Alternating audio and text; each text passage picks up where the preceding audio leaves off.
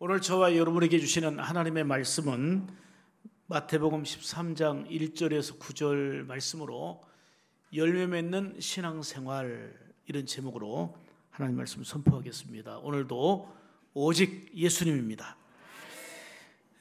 그렇습니다. 신앙생활은 열매가 있어야 됩니다. 하나님께서 열매를 원하시고 기뻐하시기 때문입니다. 열심히 복음 전해서 전도의 열매를, 또 사랑의 열매를, 또 우리의 삶 가운데 믿음으로 의의 열매를, 이제 하나님께서 베푸신 은혜를 힘입어서 은혜 따라 열매 맺는 삶을 우리는 살아야 합니다.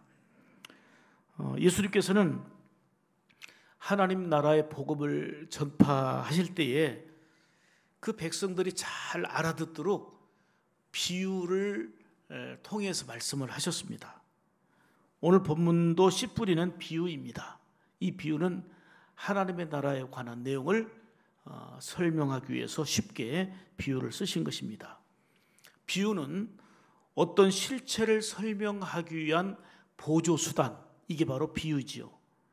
비유라는 그 헬라어 파라볼레라는 말을 보면은 중요한 내용을 비교하여 전달한다, 이게 바로 비유라는 단어 속에 담겨 있는 뜻입니다. 그러니까 이 비유는 비유 속에 어떤 심오한 뜻이 있는 게 아니고 하나님의 나라를 쉽게 예를 들어서 설명하고 있는 게 바로 비유입니다. 오늘 본문의 비유는 예수님 당시에 흔히 볼 수 있었던 이 풍경을 배경으로 해서 말씀하고 있는 내용입니다. 당시의 밭은 정말 광야와 같이 돌투성이고 잡초로 무성한 그런 상황이었거든요. 왜 예수님은 이 비유를 말씀했느냐면 이스라엘 백성들이 하나님의 말씀을 듣고 은혜와 사랑을 힘입고 살면서도 그 마음이 완악하고 그냥 잡초와 같이 돌투성이와 같이 가득한 상태였다는 거죠. 그래서 이 완악한 이들에게 회개를 촉구하며 책망하시면서 비유로 하나님의 나라에 대한 설명을 하고 계신 것입니다. 당시 백성들 중에는 예수님의 말씀을 듣고 은혜 받으면서 변화되고 따르면서 복된 삶을 산 사람들이 많이 있습니다. 그런가 하면 어떤 사람은 주님 말씀 듣고 오히려 꼬투리 잡고 또 괴롭히며 사역을 방해하고 예수님을 그토록 미워한 무리들도 있었습니다. 씨 뿌리는 비유의 핵심은 그 밭의 중요성입니다. 똑같은 씨지만 어느 밭에 뿌려졌느냐에 따라서 열매를 맺기도 하고 그리고 열매를 맺지 못한다는 것입니다. 씨는 말씀을 의미합니다. 이 말씀은 이거예요. 하나님의 말씀이 지금도 강단에서 선포되어지고 목사를 통해서 전해지지만 목사를 통해서 주시는 살아계신 하나님의 말씀이거든요. 이 말씀이 강단에서 선포되어질 때에 아멘 하며 받으며 변화되고 회개하고 은혜 받고 세임 얻고 그리고 열매를 맺으며 사는 사람들이 있습니다. 그런가 하면 어떤 사람은 말씀을 듣지만 일단 깨달음도 없고 감동도 없고 그리고 심령 마음의 상태가 그저 냉랭할 때가 있습니다. 또 심지어는 말씀 듣고 오해하고 말씀 듣고 시험 들고 오히려 상처받았다, 이렇게 말하는 사람들도 있을 수 있습니다. 이는 마음의 상태가 어떠하냐에 따라서, 즉 씨는 똑같이 뿌리지만 어떤 밭이냐 어떤 마음이냐에 따라서 그 결과가 달라진다는 것을 예수님이 말씀하고 있는 것입니다. 은혜를 사모하며 좋은 밭이 되면 말씀드린 대로 아멘 아멘 하며 기쁨과 은혜 안에서 열매 맺는 삶이 됩니다. 그러나 마음의 밭이 길가나 돌짝밭이면 주님의 말씀 들어도 깨닫지도 못할 뿐만 아니라 냉랭하고 여전히 마음은 무겁고 답답함 그대로 있습니다. 심한 경우는 밭인 그 마음이 꼬부라지고 왜곡되면 말씀 듣고 시험 들고 항변하기까지 합니다. 그래서 오늘 성경의 강조는 심령의 밭인 마음이 좋아야 된다, 밭이 좋아야 된다 말씀하고 있는 것입니다. 여러분 보십시오. 말씀은 능력인데요, 믿는 자 속에 역사한다 그랬어요. 만일 이 강단에 선 목회자가 어떤 특정한 사람을 의식해서 의도적으로 말씀을 전한다면 이거는 큰 잘못입니다. 사실 아니 차라리 그냥 불러놓고 권면하든지 하지, 상담을 하든지 하지, 한 사람 어떤 특정인을 의도하고 이 강단에서 얘기한다는 거, 이거는 정말 바람직한 일이 아닙니다. 그러나 보편적으로 대부분의 경우 성도들의 상황과 내용을 알고 의도적인 게 아니고 정말 기도하며 준비하고 말씀을 묵상하면서 먼저 목회자가 그 말씀을 먹어야 되거든요. 그 말씀으로 은혜 받고 준비해서 이 강단에서 성령님 의지하여 힘있게 말씀 전하는데도 이걸 어떠한 계획적이고 의도적으로 여긴다면 이는 마음이 구부러져 있다 그 말이에요. 마음의 밭이 일그러져 있다 말이에요. 여러분, 하나님의 말씀이 들려져서 그 말씀이 내 마음을 찌르면 주여 내가 어찌할꼬 하며 가슴을 치며 자복하고 회개하면 그 심령이 사는 길입니다. 성령의 놀라운 감동 속에서 이 시간 나에게 주시는 살아계신 하나님의 말씀을 받으면 그 말씀 속에 새 힘을 얻게 되고 위로를 얻게 되고, 그리고 말씀의 능력과 은혜가 우리의 삶을 충만하게 이끄시고 인도하실 줄로 믿습니다. 그런데 말씀을 받으면서도 오해하고 시험에 빠진다면 믿음의 성장은 그만두고 주님께서 그토록 찾고 원하시는 열매를 맺을 수가 없다는 사실입니다. 저는 분명하게 여러분들에게 말씀드립니다. 설교자로서, 목회자로서 간절한 마음은 이 강단에서 선포되어지는 하나님의 말씀을 아멘으로 받으면서 성도들이 하나님의 크신 은혜와 복을 크게 받아 누리기를 원하는 거, 이게 바로 목회자인 저의 마음입니다. 여러분, 씨는 말씀이요 생명입니다. 마음은 그 말씀의 씨를 담는 밭입니다. 그래서 예수님께서는 이 씨 뿌리는 비유를 말씀하신 후에 이 내용을 상세하게 해설해 주셨습니다. 여기서 반복되는 강조된 단어를 우리가 주목해야 되는데요. 자, 19절 보시면 19절에 듣고, 20절에도 듣고, 22절 들으나, 23절 듣고, 계속 반복 강조하는 거 뭐예요? 하나님의 말씀을 들어야 된다 그 말이에요. 예수님께서 강조하신 거는 말씀을 들어야 된다 그 얘기예요. 아무리 좋은 말씀도 듣지 않으면 소용이 없습니다. 들을 때 믿음이 생기는 거고 들을 때 역사가 일어나는 줄 믿습니다. 그래서 로마서 10장 17절에 이렇게 말씀하죠. 같이 읽습니다. 시작. 믿음은 들음에서 나며 들음은 그리스도의 말씀으로 말미암았느니라. 아멘. 자, 믿음은 뭐에서 나요? 말씀을 들어요. 뭘 들어요? 그리스도의 말씀을. 하나님의 말씀 들을 때에 위로가 되고 새힘 넘치고 소망도 넘치고 때로는 찔리지만 그걸로 회개하고 그 영혼이 고쳐지고 영혼이 사는 것입니다. 베드로전서 2장 2절에도 말씀하죠. 시작. 갓난 아이들 같이 순전하고 신령한 젖을 사모하라. 이로 말미암아 너희로 구원에 이르도록 자라게 한다. 아멘. 자, 말씀을 그대로 두세요. 갓난 아이들이 엄마의 젖을 얼마나 사모해요. 배고플 때 엄마의 젖을 먹을 때 그렇게 그거 자체가 행복이에요. 이처럼 성도들은 신령한 젖인 하나님의 말씀을 어린 아이가 엄마의 젖을 사모하는 것처럼 사모하라 그 얘기예요. 이로 인해서 너희가 구원에 이르도록 하나님의 신령한 젖 말씀을 먹고 말씀을 사모할 때에 자라는 신앙, 성장하는 신앙, 열매 맺는 은혜가 있다 그 말입니다. 사랑하는 여러분, 하나님의 말씀이 선포되어질 때에 그 말씀이 들려지는 은혜, 깨달아지는 역사가 있기를 축복합니다. 열매 맺는 신앙생활 하려면 마음의 밭이 좋아야 한다 말씀하며, 오늘도 성경에는 4가지 마음의 밭을 얘기하는데 첫 번째, 두 번째를 하나로 묶어가지고 3가지로 말씀드리려고 합니다. 첫째는 길가와 돌밭과 같은 마음입니다. 길가의 마음, 돌짝밭 같은 마음이 있다라고 얘기합니다. 자, 19절 먼저 보겠습니다. 아무나 시작. 아무나 천국 말씀을 듣고 깨닫지 못할 때에는 악한 자가 와서 그 마음에 뿌려진 것을 빼앗나니 이는 곧 길가에 뿌려진 자요. 아멘. 자, 보세요. 말씀 잘 보세요. 지금 예수님께서 씨 뿌리는 비유를 통해서 우리에게 뭘 말씀하시려고 하는 건가? 길가에 뿌려진 길가의 마음에 대해서는 안 된다는 거예요. 왜냐하면 복음의 말씀, 은혜의 말씀, 천국의 말씀이 지금 증거되어지는데 깨닫지 못해요. 왜요? 악한 자가 와서 그 마음에 뿌려진 것을 뭐 한다고 그랬어요? 문제는 그거예요. 문제는 그 길가밭이 그거예요.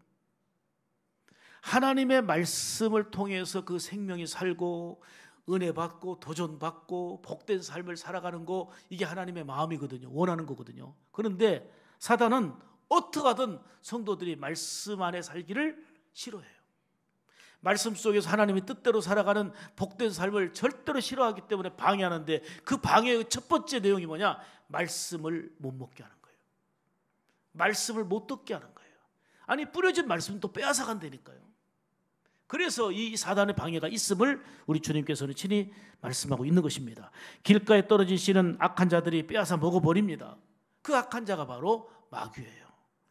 길은 많은 사람들이 밟고 다니기 때문에 길은 단단하죠. 이 얘기는 사람들이 나름대로 세속적인 교훈과 자기 나름대로 상식이 있고 틀이 있습니다. 율법이 있고 지식이 있어서요. 이걸로 다져져가지고 하나님의 말씀을 들어도 내가 이미 다져놓은 지식, 율법, 전통, 내 상식 가지고 말씀을 받아들이지 못하는 거예요. 이걸 통해서 말씀을 전혀 받아들이지 못하게 만드는, 이게 바로 악한 사단의 방해이고 그 심령의 상태라는 것입니다. 생명의 말씀이 선포되어져도 이건 내 생각과 맞지 않는데 하면은 거부해버립니다. 그리고 익숙한 정통과 내 생각과 그 말씀이 상충하면 말씀을 버려버린단 말입니다. 이것이 바로 사단의 방해고, 신앙이 자라날 수도 없고 더더욱 주님이 원하시는 열매 맺을 수 있는 삶이 되지 못한다는 것입니다. 여러분, 천국은요, 세상적인 거나 우리 이성적인 사유로 이해되거나 납득되는 게 아닙니다. 하나님의 살아계신 말씀을 들을 때에 그것을 믿음으로 받으면 모든 것이 감사이고 은혜이고 기적으로 연결되어집니다. 그런데 하나님의 말씀이 믿어지지 않으면, 하나님의 말씀이 의심되어지면, 여러분, 성경의 모든 내용들이 다 황당한 이야기예요. 말도 안 되는 이야기예요. 여러분, 믿음이 없으면 하나님의 말씀인 성경은 한 것도 풀어갈 수가 없어요. 뭐 예수님이 물 위를 걸으셨다? 소경을 고치셨다? 오병이어로 5,000명을 먹이고 12광주리가 남았다? 그리고 예수님께서 죽은 자를 고치시고, 아니 정작 본인이 우리 모든 죄 있는 자들의 죄를 대속하기 위하여 십자가에 대신 죽으셨다? 그리고 내가 죽었다가 3일 만에 살아나리라 하고 살아나셨다? 부활? 하나도 믿을 만한 게 없어요. 다 황당한 거예요. 하나님의 말씀을 우리가 믿음으로 받지 않으면 다 막혀요. 다 막혀요. 그런데 우리 주님께서 뭐라고 말씀하십니까?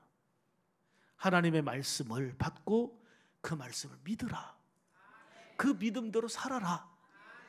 믿어야 사는 것입니다. 믿을 때 역사가 일어나는 것입니다. 그런데 문제는 길가와 같은 밭은 사람들이 많이 다녀가지고 차들도 다니고 해서 완전히 단단한 굳어진 땅입니다. 이 말은 마음이 완악하게 굳어진 마음의 상태를 말하는 것입니다. 여러분, 우리가 정말 조심해야 될 것은 우리의 마음이 굳어지는 거예요. 많은 병 중에 굳어지는 병이 심각합니다. 여러분, 손이 다 굳어져 봐요. 발이 굳어져 봐요. 어떻게 살겠어요? 그보다 더 심각한 것은 우리 안에 있는 간이 굳어지고 우리 안에 있는 장기가 굳어지면 죽는 거예요. 이처럼 우리의 마음이 굳어지면 은혜를 받지 못해요. 육신은 멀쩡해 보여도 영적인 병이 들어서 열매를 맺을 수가 없습니다. 그런 예들이 성경에는 많이 나오는데 사울을 보십시오. 처음에는 하나님의 말씀을 아멘으로 받았습니다. 마음이 부드러웠던 거예요. 인정도 받았습니다. 근데 문제는 그가 변질되어서 마음이 굳어지고, 즉 완악한 자가 됐습니다. 하나님의 말씀을 선지자를 통해서 전하지만 내가 왕인데 감히 하고 말씀을 거부해버리고 말씀을 받아들이지 않고, 즉 불순종합니다. 그 결과가 뭡니까? 비참하게 무너지고 말았습니다. 그런데 다윗을 보십시오. 그는 어렵고 힘든 상황들이 계속됐지만 끝까지 변질되지 않고 하나님의 말씀을 받으며 순종하는 삶을 살 때에 그를 하나님께서 내 마음에 합한 자라고 인정해 주셨고 붙들어 사용해 주시지 않았습니까? 가룟 유다도 마찬가지입니다. 그도 처음에는 은혜의 사람이었습니다. 예수님의 제자로 따라다니며 훈련을 받으며 얼마나 많은 은혜와 사랑을 받았습니까? 그런데 그 마음이 굳어지고 완악해지니 세상에 예수님을 배반하고 파는 자가 됐습니다. 그의 삶의 최후는 고통이었고 아픔이었고 비극이었습니다. 베드로도 보십시오. 베드로도 완벽한 사람입니까? 실수하고 넘어진 사람입니다. 유약해서 넘어지고 그리고 흔들렸던 사람입니다. 그런데 중요한 것은 베드로가 그 넘어진 자리에서, 무너진 그 자리에서 하나님의 말씀이 생각이 나 통곡하고 회개하며, 다시 말하면 마음이 굳어지지 않은 것입니다. 부드러운 마음에 통회하고 자복하고 다시 일어서서 주만 바라볼 때에 결국은 우리 주님 앞에 붙들려 귀하게 쓰임받는 사도의 삶이 된 줄로 믿습니다. 계시록 2장 3절에 보면 더 구체적으로 말씀이 잘 나와요. 한번 읽겠습니다. 시작.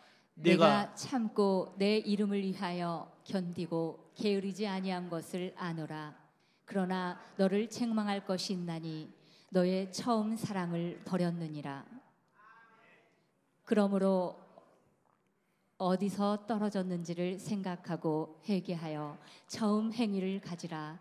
만일 그리하지 아니하면 내가 내게 가서 내 촛대를 그 자리에서 옮기리라. 이 말씀을 그대로 두세요. 정말 중요한 얘기입니다. 네가 힘들지만 참고 내 이름을 위하여 견디고 게으르지 않은 열심을 품었던 걸 내가 아노라. 정말 열심히 믿음 생활하고 충성하는 모습을 내가 보았고 안다, 그 말이에요. 그런데 어느 순간에 마음이 굳어져서 변질되고 말았다는 거예요.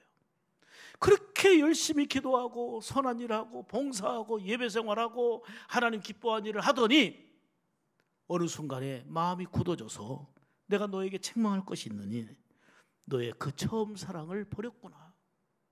처음 열심을 버려버렸구나.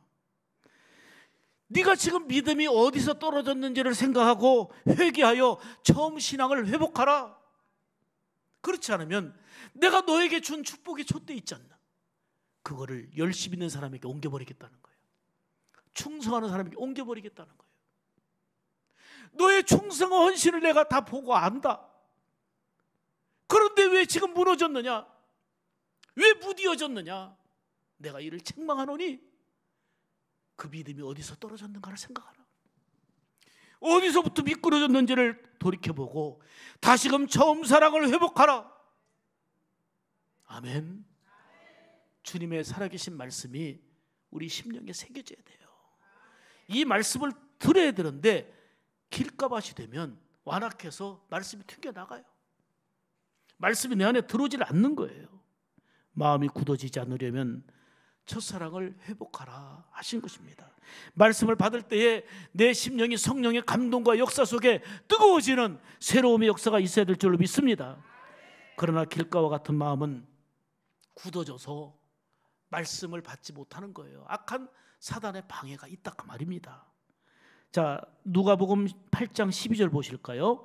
자, 같이 읽습니다. 시작. 길가에 있다는 것은 말씀을 들은 자니 이에 마귀가 가서 그들이 믿어 구원을 얻지 못하게 하려고 말씀을 그 마음에서 빼앗는 것이요. 아멘.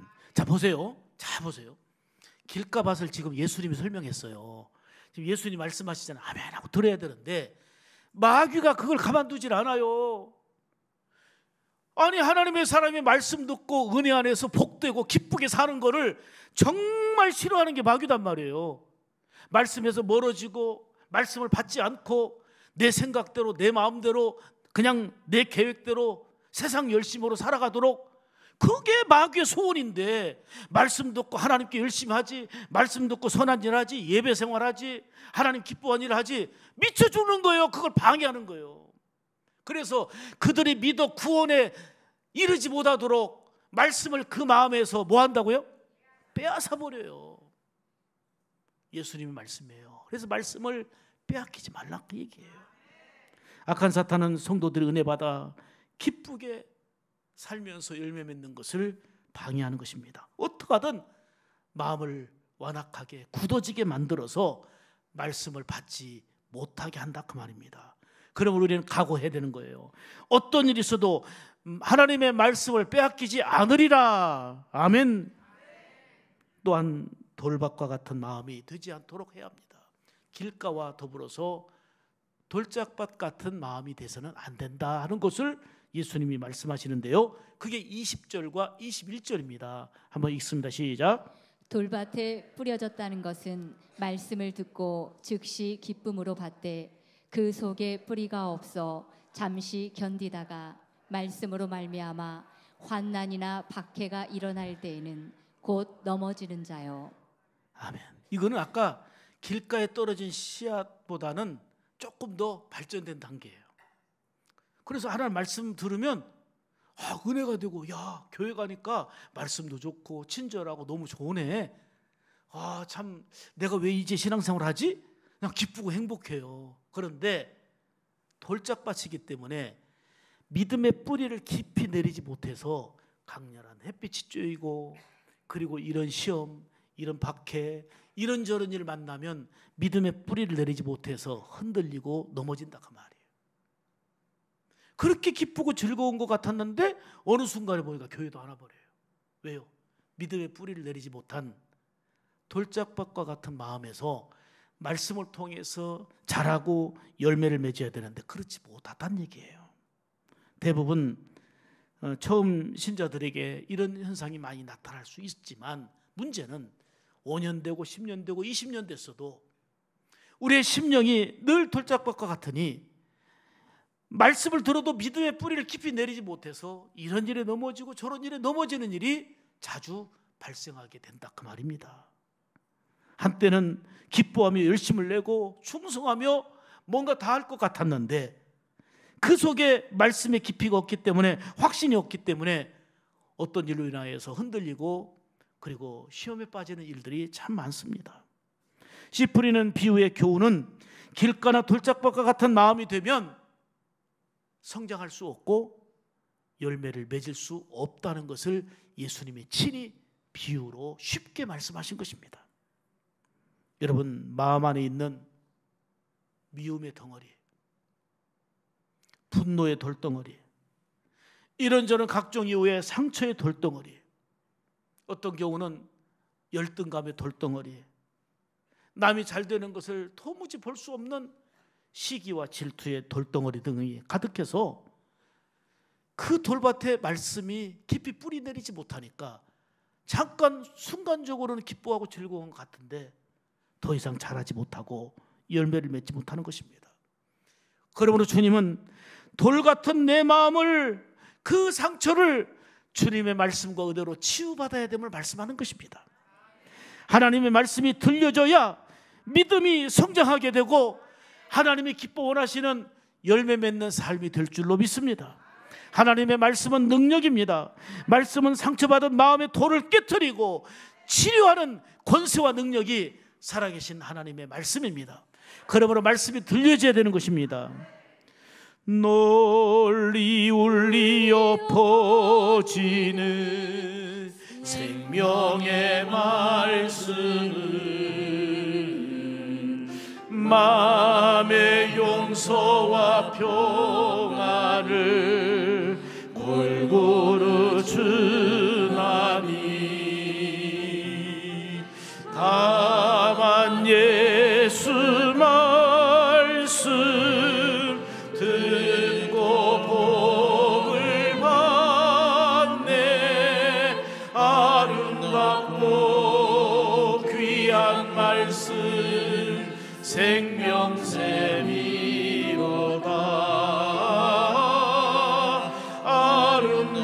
아름답고 귀한 말씀 생명샘이로다. 할렐루야. 우리의 심령의 밭이 길가와 같아. 단단하고 완악해져서 말씀이 뿌리내리지 못하는 이런 일이 되어서는 안 됨을 말씀하고 있고, 돌짝밭 같아서 어느 순간에는 기쁘고 즐거운 것 같지만 오래가지 못하고 이런저런 이유로 넘어지고 흔들리는 돌짝밭과 같은 마음이 되지 말라는 것을 말씀하고 있습니다. 또 한 가지는 가시떨기와 같은 마음입니다. 22절 보겠습니다. 자, 시작. 가시떨기에 뿌려졌다는 것은 말씀을 들으나 세상의 염려와 재물의 유혹에 말씀이 막혀 결실하지 못하는 자요. 아멘. 이 가시떨기는 세상 일로 인해서 염려하고 근심하며 특별히 재물의 유혹에 빠지는 마음, 이게 바로 가시떨기입니다. 이로 인해서 문제는 말씀이 막혀 그랬잖아요. 말씀이 막혀 결실하지 못한다는 거예요. 이 말씀이 들어오지 않고 막힌다는 게 심각한 영적인 병이 되는 거예요. 자, 근심이라는 단어를 한번 헬라어로 보면 훨씬 더 명확하게 이해하는데 메림네오라고 하거든요. 메림네오, 헬라어로 물어뜯는다, 찢어버린다. 이게 바로 근심, 염려의 뜻입니다. 다시 말하면 내가 염려하면 염려하는 문제가 해결되는 게 아니고 내가 염려하면 오히려 그 염려의 문제가 나를 물어뜯는 거예요. 내 마음을 찢는 거예요. 그러니까 염려하면 할수록 더 고통스러운 거예요. 근심하면 근심할수록 마음도 상하고 몸도 상하고 삶이 일그러지는 거예요. 그래서 주님께서는 근심하고 걱정되는 상황 속에서 근심하지 말아라, 걱정하지 말아라, 나를 믿으라, 의지하라, 이리 말씀하는 거 아닙니까? 여러분, 염려하고 근심해서 해결될 것 같으면 제가 늘 말씀드린 대로 특별 새벽기도 할 거예요. 특별 염려하는 한 주간, 특별 근심하는 한 주간을 해버리면 해결될 거 아니에요. 근심하고 염려하면 물어뜯어요. 그것이 물어뜯어요. 더 상하는 거예요. 자, 보실까요? 잠언 15장 13절입니다. 자, 시작. 마음의 즐거움은 얼굴을 빛나게 하여도 마음의 근심은 심령을 상하게 하느니라. 맞죠? 마음의 즐거움은 얼굴을 어떻게 해요? 빛이 나요. 빛이 나요. 그런데 마음의 근심은 그 마음을 찢어요. 그렇기 때문에 심령을 상하게 하는 거. 그래서 우리 주님은 정말 주님으로 충만하여서 영육간에 강건하고 즐거워하기를 원하는 거예요. 자, 마음의 즐거움이 뭘로 표현될까요? 보름달이, 그게 보름달. 예수로 충만하니까 보름달이 되는 거고 성령의 은혜로 충만하니까 보름달 되는 거예요. 얼굴에 밝음이 있어. 아멘입니까? 잠언 17장 22절 보세요. 마음의 즐거움은 시작. 마음의 즐거움은 양약이라도 심령의 근심은 뼈로 마르게 하느니라. 예. 말씀하셨습니다. 마음의 즐거움은 뭐예요? 양약이에요. 양약. 최고의 약이에요. 그러나 심령의 근심 걱정은요, 뼈를 마르는 고통이에요. 근심에서 해결되는 거 없다니까요. 뼈를 마르는 고통이 되고 마음을 더 찢어놓아요. 늘 보름달 하며 여러분들에게 근심과 염려라는 병은요, 세상 약국에서 최고 좋은 약 먹어도 해결 못해요. 제가 여러분들에게 처방해 드립니다.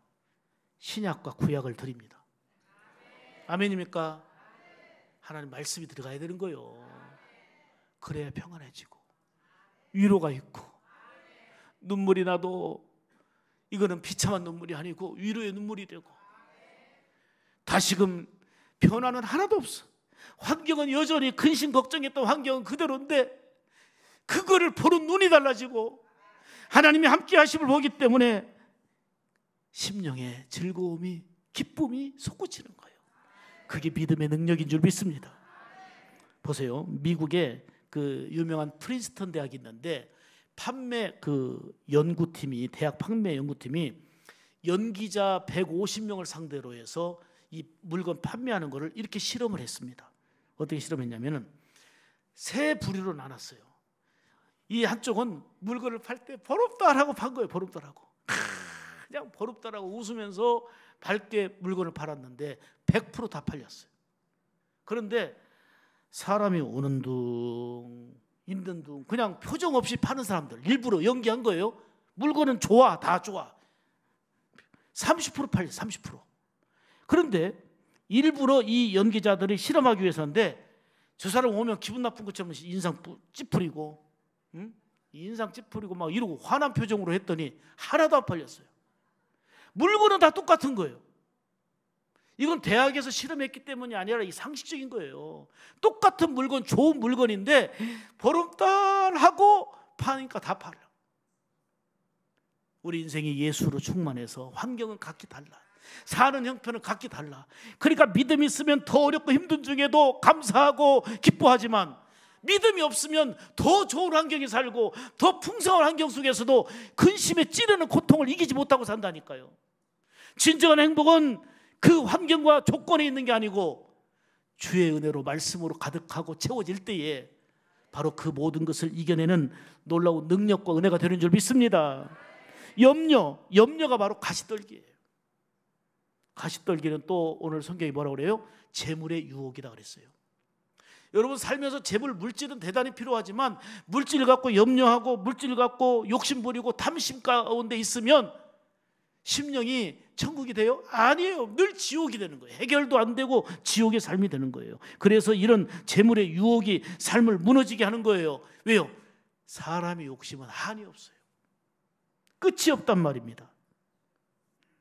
무엇보다도 그 재물의 유혹 때문에 하나님의 말씀이 막혀버린다 그랬어요. 영적인 성장을 이루지 못하고 열매를 맺지 못하는 거예요. 처음에는 가난해서 하나님 부유하게 해달라고 했더니 조금 시간 있고 부유하니까 이제 연휴만 되면요 하나님을 예배하기보다는 다 놀러 가요. 그냥 다 놀러 가버려요. 연휴면 텅 비어요. 전국의 교회가. 왜요? 그 돈으로 선한 일에, 내게 주어진 돈으로 정말 하나님 기뻐하시는 선교에, 돈으로 사람 살리는 일에, 그러면 얼마나 더 복되겠어요? 안 그래요. 더 많아지면 행복할 줄 알았더니 이것 때문에 말씀이 막히고 이것 때문에 하나님을 떠나고 하나님을 멀리하는 거, 이게 바로 가시떨기예요. 그것이 결국 인생을 행복하게 하는 게 아니고 어느 정도 기쁘고 즐겁게 막 성장을 해요. 이 가시에 찔리고 저 가시에 찔리고 여기저기 찔리면서 고통 속에 살아가는, 결국은 결코 열매 맺을 수 없음을 예수님께서 비유로 말씀하고 있는 것입니다. 디모데후서 6장 10절 볼까요? 시작. 돈을 사랑함이 일만 악의 뿌리가 되나니 이것을 탐내는 자들은 미혹을 받아 믿음에서 떠나 많은 근심으로써 자기를 찔렀도다. 아멘. 자 보세요. 적당함이 없는 거예요. 지금 주어진 상황 속에서 자족하고 만족할 때 하나님은 더 주세요. 더 하신 은혜를 주셔요. 그런데 돈을 사랑하고 재물의 유혹에 빠지게 되면 이것을 탐내는 자들은 결국은 믿음에서 떠난단 말이에요. 신앙에서 멀어진단 말이에요. 하나님이 주신 복이 있으니 더 충성할 줄 알았어요. 더 선교하고 더 헌금하고 하나님 기뻐하신 일에 물질과 재능을 바쳐 더 헌신할 줄 알았어요. 근데 그걸로 하나님 떠나, 믿음에서 떠나요. 그 결과가 뭐예요? 많은 근심으로 자기를 찔러도다. 이게 바로 가시떨기 속에 빠져있는 상황이라는 것입니다. 사람들이 가장 많이 걸려 넘어지는 것이 재물의 가시떨기예요. 가시떨기 이 잡초를 제거해야 열매를 맺는 거예요. 예수님이 비유로 37가지 말씀하셨어요. 37번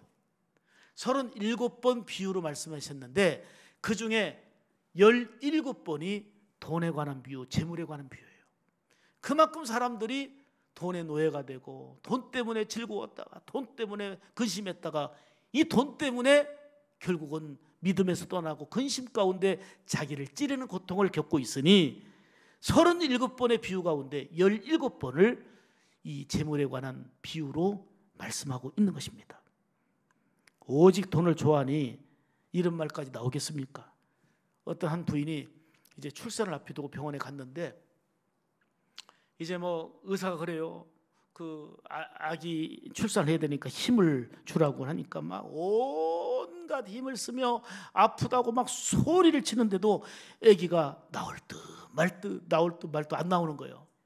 그래서 의사가 더 격려하면서 더 힘을 주라고, 더 조금 힘을 주라고 그래서 그냥 이를 악물고 힘을 주는데도 아기가 나올 듯 하더니 안 나와. 그랬더니 옆에 있던 남편이 지갑을 딱 꺼내더니 5만 원짜리 몇 장을 딱 주면서 아가야 나오라 했더니 쑥 나오더래.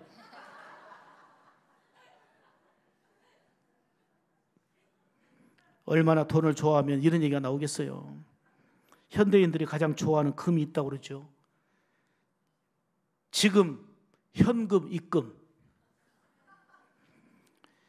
그러나 이 돈 때문에 망하는 것은 믿음에서 멀어지고, 이 돈 때문에 하나님과 멀어질 때에 근심이 자기를 찌른다 그랬어요.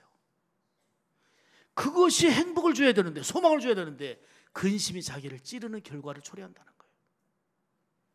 돈 자체가 나쁜 건 아니에요. 이거를 어떻게 우리가 탐심에 매이지 않고 가시떨기에 매이지 아니하고 하나님께 어떻게 영광 돌리느냐, 이게 관건입니다. 하나님의 말씀을 듣고 기쁨도 충만하고 한순간은 잘 자라더니 인생에 이런 가시 저런 가시에 찔리면서 아프다고 힘들다고 포기하고 넘어지고 성장하지 못합니다. 세상의 염려와 재물의 유혹은 신앙 성장을 가로막는 가시떨기가 되는 것입니다. 사랑하는 여러분, 믿음은 영적인 생명입니다. 믿음은 자라야 합니다. 그런데 성장에 많은 장애물들이 있습니다. 그렇지만 이 장애물들을 극복하는 신앙으로 열매 맺는 하나님의 기뻐하는 성도의 삶이 되어야 될 줄로 믿습니다. 세 번째로 좋은 땅과 같은 마음입니다.